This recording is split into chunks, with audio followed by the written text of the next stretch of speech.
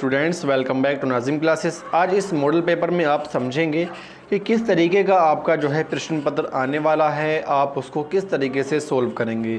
देखिए 3 घंटे 15 मिनट आपको मिलते हैं पेपर करने के लिए। तो आपको करना क्या है, आपको जो 15 मिनट पढ़ने के लिए मिलते हैं उसको आपको पढ़ना नहीं है, उसको आपको डायरेक्टली ही पेपर स्टार्ट कर देना है। देखिए उससे होगा क्या, आपके जो 15 मिनट हैं वो काम आ जाएंगे, क्योंकि करना तो आपको पूरा फिर भी है। मेरा एक ये आपके लिए एडवाइस है, आप चाहें तो 15 मिनट उसको पढ़ भी सकते हैं, लेकिन बेहतर ये रहेगा कि आप उसको शुरू से ही करना स्टार्ट कर दें। देखिए सबसे पहले आपको बहुविकल्प देखने के लिए मिलने वाली हैं, जो काफ़ी टाइम से आपको तैयार किए जा रहे हैं। वेरी मोस्ट इम्पोर्टेंट मैंने आपको बता दिए हैं, वही आपको एग्ज़ाम में 7 से 8 नंबर आपको दिला देंगे, जो अगर आपने तैयारी कर ली है नाज़िम क्लासेस से।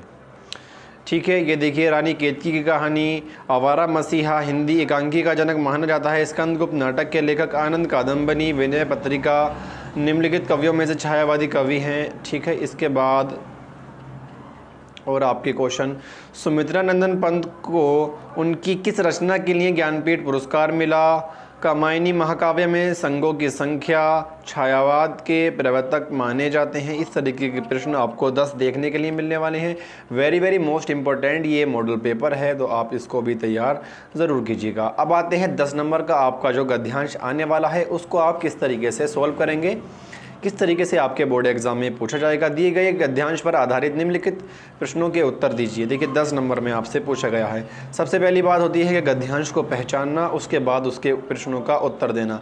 तो मैंने आपको वीडियो काफ़ी इम्पोर्टेंट की बना दी है, अगर आपने देख ली है तो आप इसको पहचान गए होंगे। यहाँ से आपको अंडरलाइन भी दी गई है, हज़ारों आपको यहाँ से दी गई है, यानी हज़ारी प्रसाद द्विवेदी का लिखा गया है। अशोक के फूल ये चैप्टर है।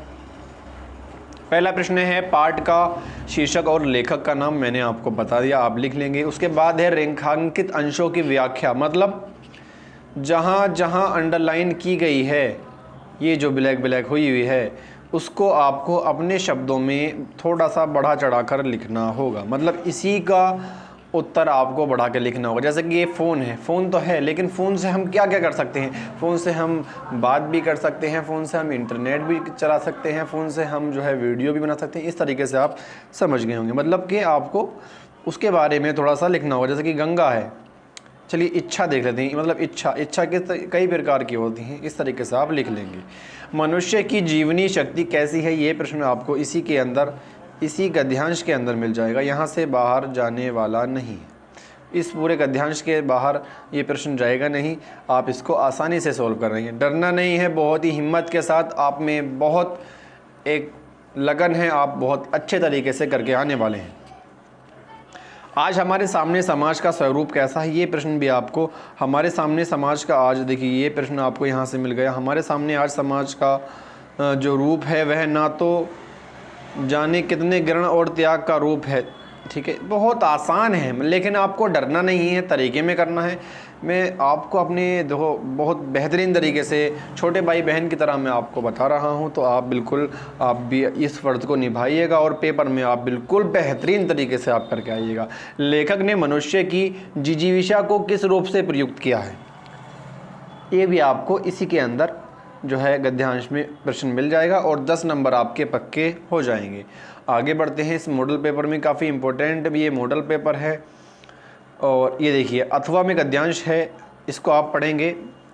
ये भी आपका जो है, मैं ये नहीं मानता कि स्मृति और आत्मात्मक विरोध या, और आप इसको पढ़ेंगे देखिएगा। ठीक है, और लास्ट तक आप इसको पढ़ेंगे तो आपको यहाँ पर कंफ्यूज नहीं होना है। फूलों की बहार देखने को मिलेगी, देखिए ये आपका डॉक्टर कलाम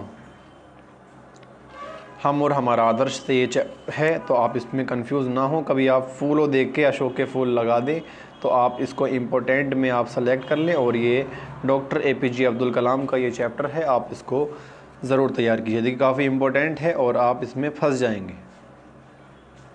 प्रश्नों के उत्तर उसी तरीके से आपको देने होंगे, कोई भारी बात नहीं है आपके लिए। अब आता है 10 नंबर का आपका जो है पद्यांश, इसको आपको सोल्व करना होगा सोच समझ कर।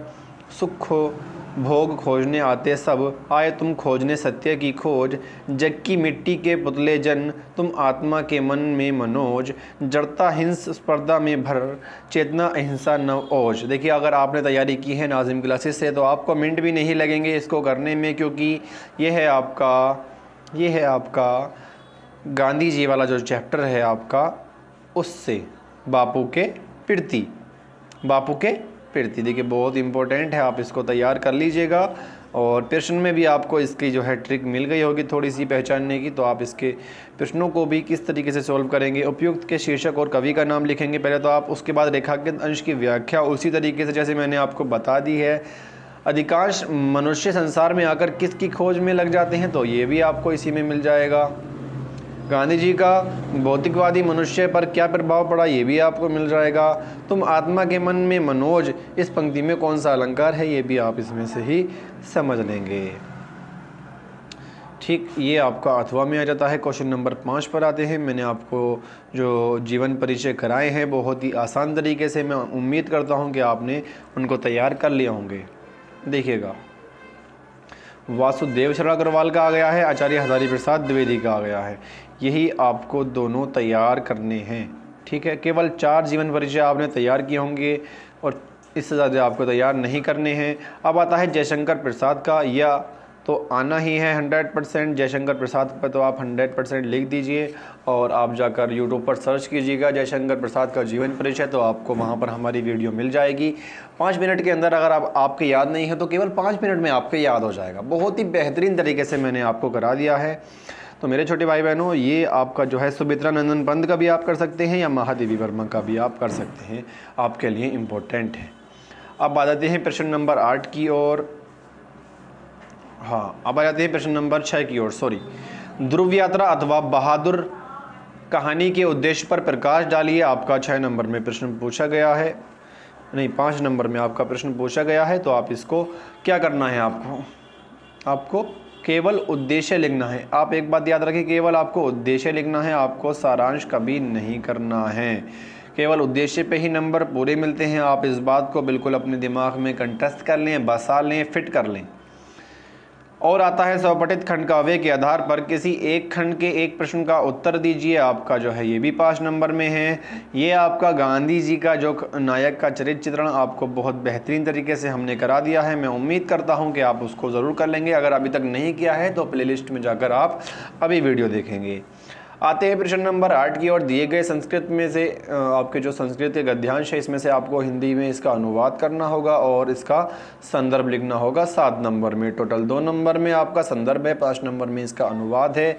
वो तरीका मैंने आपको बता दिया है। मोस्ट इम्पोर्टेंट मैंने आपको गद्यांश बता दिए हैं संस्कृत के, तो आप जाकर वीडियो को देखें और उसको सॉल्व करें। अथवा में होते हैं ये भी।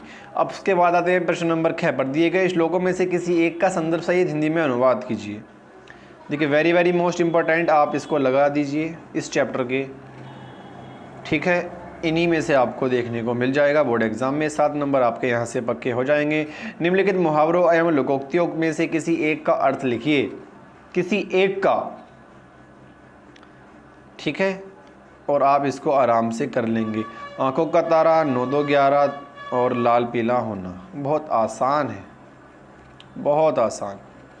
संधि विच्छेद पर आ जाते हैं। वेरी मोस्ट इम्पोर्टेंट जो संधि विच्छेद हैं वो आपको करा दिए गए हैं। मैं उम्मीद करूंगा कि 3 नंबर आप अपने बिल्कुल भी छोड़कर नहीं आने वाले हैं, क्योंकि 3 नंबर आपके होते हैं 12th में 1% के बराबर। अब आते हैं अगले प्रश्न की ओर। निम्नलिखित शब्दों की विभक्ति और वचन के अनुसार चयन कीजिए। इनकी आपको विभक्ति और वचन बताना होगा। थोड़ा सा डिफिकल्ट होता है, लेकिन केवल इम्पोर्टेंट आप अगर कर लेंगे तो आपके जो है 1 नंबर यहाँ से पक्का हो जाएगा। निम्नलिखित शब्द युग्म का सही अर्थ लिखिए। वेरी मोस्ट इम्पोर्टेंट, ये मैंने आपको बता दिए हैं और बहुत ही आसान होते हैं ये। मतलब कि इनमें से मैं आपको बताता हूँ तरीका अभी भी। पुरुष और परुष, जलज और जलद, इसका आपको उत्तर सही टिक करना होगा और टिक कर अपनी उत्तर पुस्तिका में लिखना होगा कि इनका निम्न में से कौन सा सही उत्तर है। निम्नलिखित शब्दों में से किसी एक शब्द के 2 अर्थ लिखिए। यानी कर, कनक या अंबर का आपको 2 अर्थ लिखने होंगे। 2 नंबर में आपका ये पर्यायवाची पूछे जाते हैं। गैगी और निम्नलिखित वाक्यों के लिए एक शब्द का चयन कीजिए, यानी 1 वर्ड सब्स्टिट्यूशन जिसकी सीमा ना हो, जिसके शत्रु का जन्म ना हुआ हो। दोनों ही आप आराम से कर लेंगे, 2 नंबर आपके फ्री वाले हैं बिल्कुल। निम्नलिखित में से किन्हीं दो वाक्यों को शुद्ध करके लिखिए। यानी मेरे को विद्यालय जाना है, उनको अनेकों काम करने हैं, बहुत आसान होते हैं, 2 नंबर बिल्कुल फ्री फ्री फ्री। आगे समझते हैं प्रश्न संख्या 12। हास्य रस अथवा शांत रस के स्थायी भाव के साथ उनकी परिभाषा दीजिए। 2 नंबर में आपको करना होगा और बहुत बेहतरीन तरीके से मैं आपको करा चुका हूं, आप जाकर देखिएगा, समझ जाएंगे। रूपक अथवा उत्प्रेक्षा अलंकार का लक्षण सहित उदाहरण आपको देना होगा। देखिए अगर मैं इसका सॉल्यूशन भी कराऊं तो उसमें कोई दिक्कत नहीं है, लेकिन वीडियो काफ़ी लंबा हो जाएगा और आपके पास इतना टाइम है नहीं। मेरा मकसद केवल आपको ये एग्ज़ाम जो पेपर है उसको समझाना है कि किस तरीके का आपका आने वाला है। सोरठा अथवा दोहा छंद का लक्षण एवं उदाहरण दीजिए। 2 नंबर में आपसे पूछा जाएगा। उसके बाद अपने मोहल्ले में गंदगी सफाई करने हेतु नगर पालिका अध्यक्ष को एक शिकायती पत्र लिखे। देखिए 6 नंबर में आपको इसको नहीं छोड़ के आना, बहुत बेहतरीन तरीके से आपके 2% के बराबर होता है ये 6 नंबर। तो बाबू आपको छोड़ कर नहीं आना है बच्चा। अपना कुटीर उद्योग प्रारंभ करने हैं तो देखिए ये सबसे इम्पोर्टेंट है, ये सबसे इम्पोर्टेंट है। बैंक से लोन लेने के लिए 100% कह सकते हैं कि इसको आने के चांसेस हैं। देखिए आप इसको तैयार कर लीजिएगा बहुत बेहतरीन तरीके से। उसके बाद निम्नलिखित विषयों में से किसी एक पर अपनी भाषा शैली में निबंध लिखिए। 9 नंबर में आपसे पूछा गया है, वेरी वेरी मोस्ट इम्पोर्टेंट, आप तैयार कर लेंगे। कोरोना वायरस का भी मैंने सुना है कि इम्पोर्टेंट चल रहा है, लेकिन आप ज़्यादा फोकस करेंगे पर्यावरण प्रदूषण पर। पर्यावरण प्रदूषण पर आप इसको तो है बेहतरीन तरीके से तैयार कर लेंगे। 2022 में आपको बोर्ड एग्ज़ाम में देखने के लिए मिल जाएगा। तो मैं उम्मीद करूंगा कि वीडियो आपको काफ़ी हेल्पफुल साबित हुई होगी। तो आप चैनल को सब्सक्राइब और वीडियो को लाइक ज़रूर करेंगे। ज़्यादा अगर अच्छी लगी हो तो आप इसको शेयर भी कर दीजिएगा।